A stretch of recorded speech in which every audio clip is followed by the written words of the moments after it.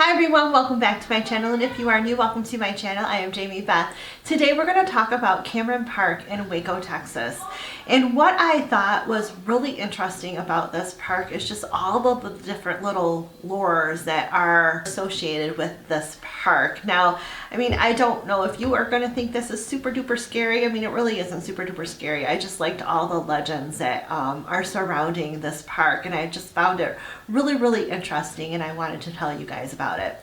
We're going to start off with a little bit of background on how Cameron Park became to be, and then we'll go into all of the little ghost stories that it has. So Cameron Park is one of the largest municipal parks in Texas.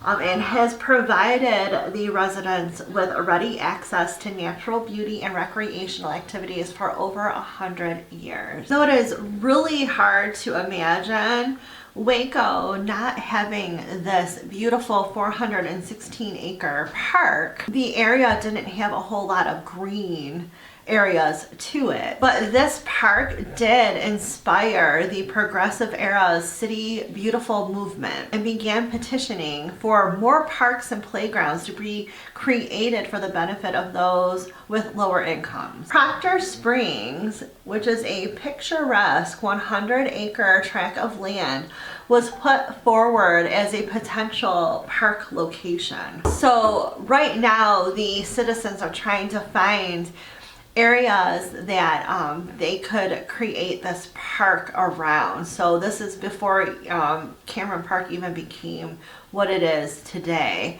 They were petitioning to have something like a park with a playground and area for the residents to enjoy. While the city deliberated over its suitability, Proctor Springs was sold for $25,000 to a businessman named W.C. Lawson. At first, it appeared the land was lost for good. However, it was announced on May 24th, 1910, that the deed to Proctor Springs had actually been purchased and subsequently donated to the city of Waco by Mrs. Flora B. Cameron. Seeking to honor the memory of her late husband, Mrs. Cameron gifted the deed as well as a sum of $5,000 in order that the property might be developed into a public park. The gift did come with certain stipulations. The land was to be used exclusively as a public park. Private commerce on the park was prohibited. The city had to provide sufficient funds for maintaining the park, and it must forever be known as Cameron Park. The city eagerly agreed to Mrs. Cameron's terms, as it was fitting for a park set aside for the pleasure of the people. Cameron Park's May 27, 1910 dedication ceremony was a community affair. Mayor H.B. Mistrot invited all of the citizens to participate and made the date a half holiday so that the school children could be present. In embracing the spirit of the occasion, the townspeople decorated businesses, cars, and homes with bunting in the colors of the Cameron clan: crimson, white, and navy. An estimated crowd of 12,000 to 15,000 people gathered at 5th Street and Herring Avenue to witness young Eleanor Cameron christening the park's entrance with a picture of pure spring water, and to hear speeches from public figures such as Baylor President Dr. Samuel Palmer Brooks and future Texas Governor Pat Neff. Despite the fanfare surrounding its opening, much work remained to be done on Cameron Park. Throughout the park's first decade, the Board of Commissions had to figure out creative ways to preserve the park's natural environment while adding improvements such as benches, picnic tables, and playgrounds. The board wanted to hire a respected landscape architect by the name of George Kessler to design the naturalistic plan for the park, but his fees were way too high. Instead, the board hired A.L. Rose, the head landscape architect for Brown Brothers Company in Rochester, New York. Rose carried out geological surveys of the land and submitted a plan for creating a small lake, series of drives, walks, wading pools, and picnic shelters that would complement the natural beauty of Proctor Springs. The Cameron family showed themselves to be long-term benefactors of the park by making 2 additional significant land donations in 1917 and 1920.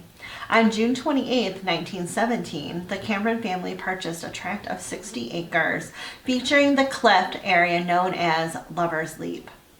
Then on September 3rd of 1920, the Cameron family acquired the remaining 191 acres between Cameron Park and Lover's Leap. The massive extension to Cameron Park.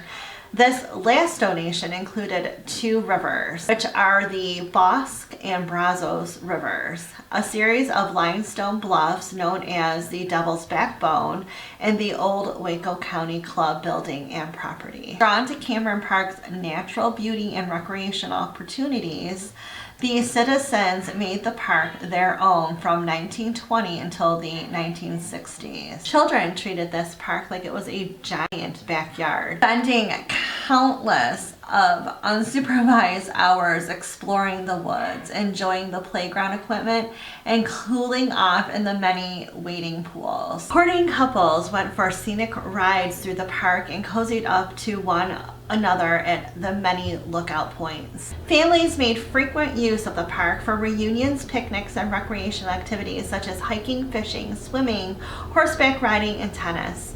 It seemed to be living up to the promise of all that Flora Cameron hoped it would be. By the end of the 1960s, Cameron Park entered into a troubled 30-year period. Controversy brewed over the construction of a bridge at Herring Avenue. The city built the bridge to provide citizens from the East Waco with direct access to the park and to alleviate traffic congestion at Waco Drive.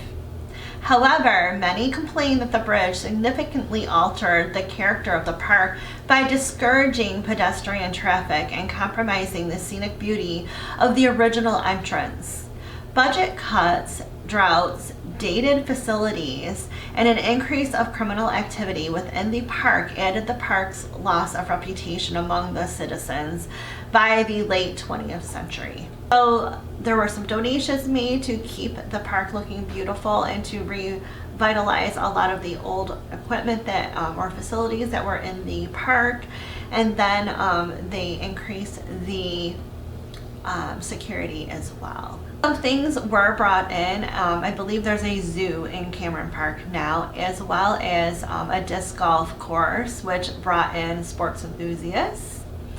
And they did develop a few competitive mountain bike trails. So to this day, it remains the heart of recreational life in Waco and a natural refuge in the midst of an urban sprawl. Now we're going to go into what you guys have been waiting for, the ghost stories of Cameron Park.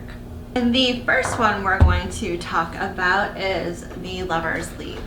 So, the legend of Lover's Leap may be one of the most well-known tall tales to come out of Cameron Park. It's probably because the romantic story is such an ideal accessory to one of the most scenic spots in the park, the limestone area called Lover's Leap.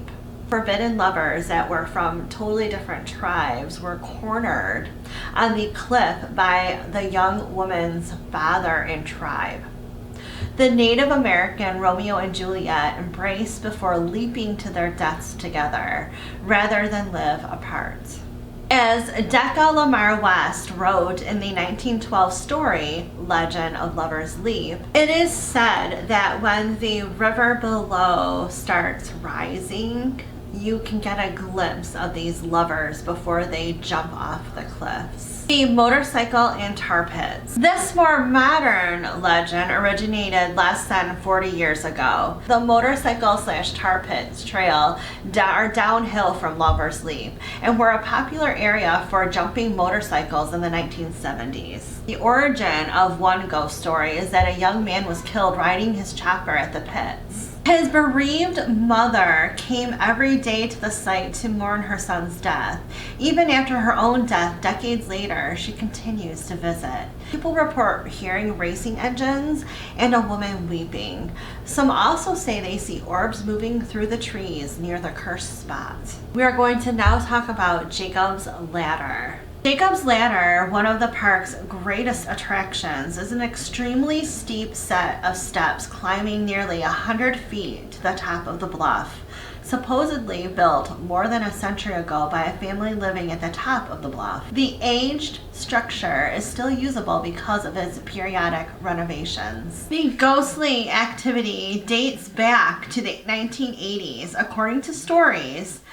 If a couple climbs the ladder after dark, it is said that they will sometimes feel invisible hands pulling on their clothes. Women are usually the first to start feeling the tugs of grabbing ghosts. Another hot spot for otherworldly activity in Cameron Park is the Witch's Castle, marked by the decrepit remnants of a stone archway and the remains of a house.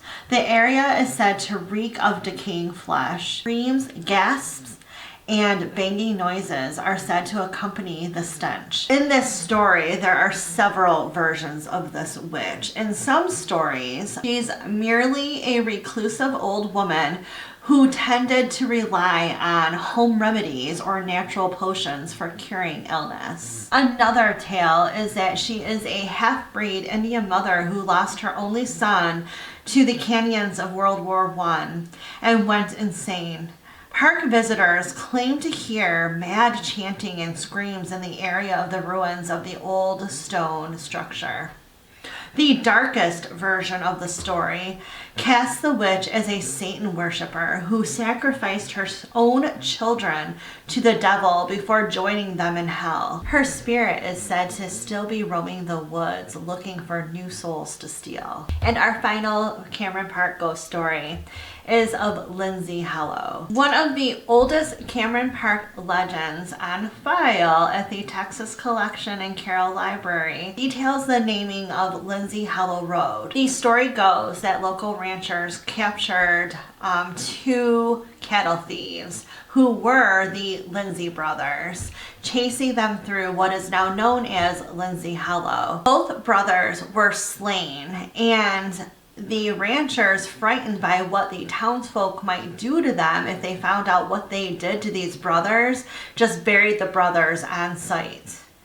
What is unsure is how they died, but the unsettled spirits of these brothers are said to still haunt the area. There is also talk of buried treasure somewhere between the Lover's Leap and Emmons Cliff. And a gentleman went looking for this buried treasure and was found dead on the slopes of Lover's Leap. Very interesting stories. I thought this was an interesting place just because it had an abundance of history and haunted stories attached to it. Usually there's like one or two main things, but this had a lot of interesting things attached to it, and I just thought it was pretty fascinating. That's why I wanted to share it with you. I hope you guys enjoyed the story of the haunted Cameron Park. If you did, give it a thumbs up, and remember to hit that subscribe button down below if you haven't already, as well as the notification bell next to it to be notified of all of my upcoming videos. Thank you so much, and I'll see you again soon. Bye.